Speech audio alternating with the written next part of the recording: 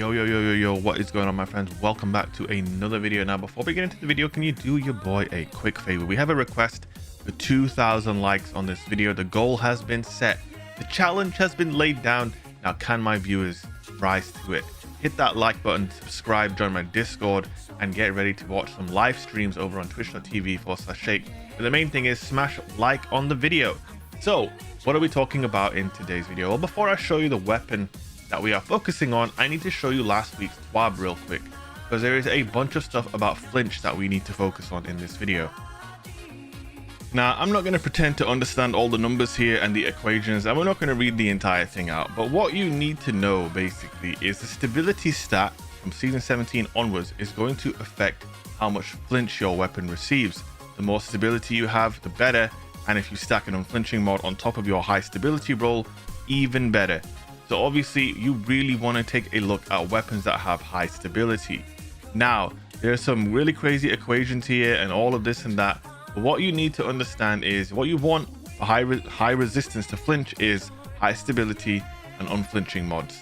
Stack them together and you will have more unflinching on your hand cannon. And that brings us to my crispy old igneous hammer. Just take a look at this bad boy. Over 5,000 kills on this thing, and it's about to get even better. You can see my roll here. We've got chambered, hammer forge, ricochet. We've got subsistence and elemental capacitor. Elemental capacitor granting you a bunch of stability when playing on a void subclass.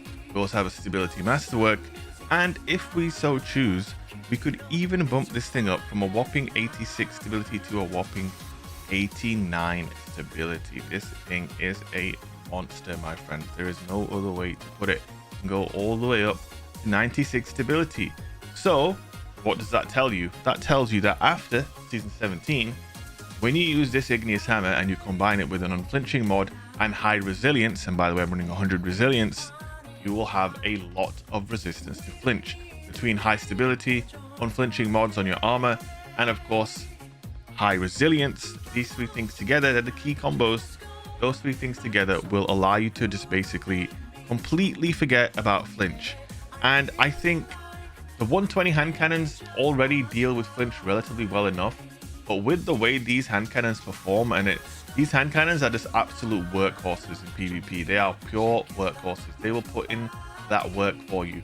If you think that regular hand cannons like 140s don't suit you, if you have an igneous hammer in your vault with high stability, pull it out, and you will be surprised at how damn good that this weapon actually is. It always surprises me. Every time I use this gun, it surprises me how well it performs. Hitting 80 to the head, 50 to the body, meaning that you only need 2 crits and 1 body shot to kill any guardian at any resistance level or resilience level even. And that is a really, really effective thing. You don't need to be 100% headshots like a 140. You have significantly more range than any 140 as well.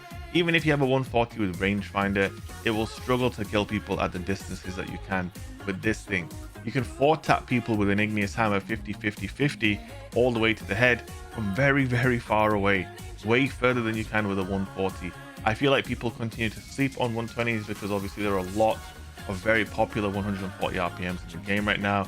You've got Palindrome, you've got Ias Luna, Isis Inverted, Cantata, probably even more weapons I'm forgetting right now. There are a lot of options in the 140 slot. Now, one thing I will say is, and this is just my opinion, you guys can feel free to disagree or not, but I feel like Igneous Hammer is definitely in a class of its own when it comes to 120s. Almost like Shaira's Wrath in the 600 RPM SMG category. They just seem to stand out above their peers, basically. They just, True Prophecy or whatever you have, it does not hang with this thing. Unless you have an absolute 10 out of 10 on the True Prophecy, but most of us mere mortals have not been blessed by RNG to have one of those. But yeah, this thing, man, my Igneous Hammer, just look at it, it's buttery smooth. It barely takes any flinch now. That is the thing, man. I'm going to be an anti-flinch Franklin from season 17. Look at that guy, he's shooting me with a full auto something, could have been an SMG or an AR, and I barely took any flinch. So I just cannot wait to get my hands on this gun after the update and see how much it makes a difference, because flinch is something that puts so much RNG into your gunfights in Destiny 2. If you guys don't understand the way it works, it is almost just RNG. If you're in a gunfight and you get flinched harder than the other guy, then you're probably going to lose. You know what I mean? Oh, I've got a lot of shotgun ammo here. This guy's in trouble. Where are you going, brother? I got 5 bullets. I've got 4. So yeah, man, this thing is a beast, an absolute beast, and I'm looking forward to seeing its final form. So my igneous hammer, already being a monster, has just got a little bit more monstrous with these changes. And like I said, if you have high stability rolls, honestly, it doesn't matter what the weapon is. It could be an AR, it could be a scout, whatever. Hold on to your high stability rolls, because you could find yourself being at quite a disadvantage against players who spec into anti-flinch resistance compared to those who don't. Like I said, it's RNG, and if players are able to turn that RNG in their favor consistently, then you're going to need to do the same, or you will get left behind in gunfights, because your gun will be pointing up to the moon and your opponents will not be. And I mean, my gun already is so stable. I'm using an Adept Icarus grip, and also Adept Icarus grip I believe is going to give handling after the update. Isn't too bad either. So either way, my igneous hammer is just going to be in very, very good shape, my friends. Very, very good shape indeed. Now I think we're actually going for a wee run in this game. 16-0 so far, I do believe. Now, let's see if we can get a wee run to finish it off. Now, you know, if the wee run curse hits, it hits. You know, I'm not too upset about that. Oh. You know what that is? That's the commentator's curse right there. So I'm going to need you guys to do something for me. We choked the wee run out of medals, so I'm quite sad about that. I'm going to bubble and then just go hunt, because everybody's on the other side of the map. Where are you at? Come on. Come on. I hear someone invis. Oh, there's 2 right here. Boom. Igneous hammer, dealing with the flinch of the AR, whatever that was, and then boom. My heritage with the headshot. Oh, we choked. But we still managed to get the kill. Guys, I am live over on Twitch right now, twitch.tv/shake. I would love for you to come up to my stream. There was my anti-flinch igneous hammer. I hope you guys enjoyed the video and found it helpful. If you did, don't forget to leave a like, and I'll see you guys in the next video. Peace out.